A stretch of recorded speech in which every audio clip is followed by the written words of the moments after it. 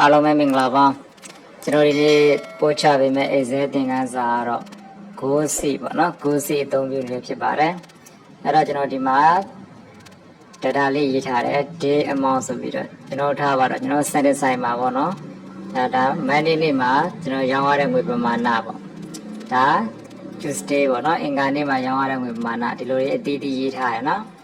အဲ့တော့ကျွန်တော်တို့က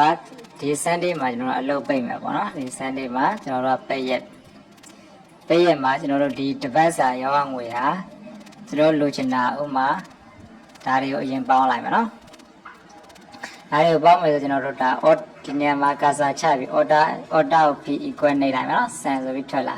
အဲ့ဒါခေါက်လိုက်မယ်ဒါတွေရောင်းရငွေပမာဏဟာ62,000ရှိတယ်အဲ့တော့ကျွန်တော်တို့လိုချင်တာထားပါတော့8000ဒါကျွန်တော်လိုချင်တဲ့ငွေပမာဏ8000ပေါ့နော်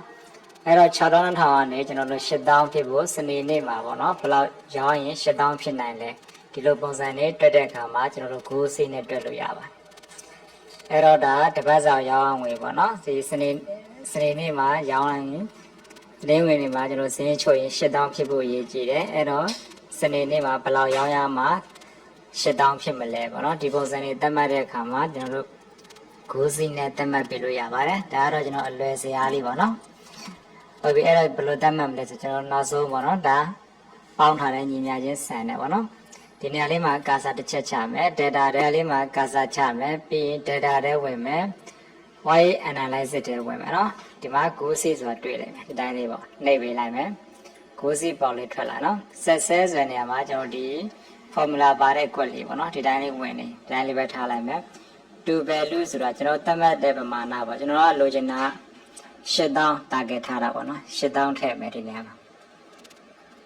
8000ဟုတ်ပြီပိုင်းချင်းစဲအဲ့ဒီ8000ကဘယ်နေရာမှာပေါ့နော်ဘယ်ဟာကိုချိန်မလဲပေါ့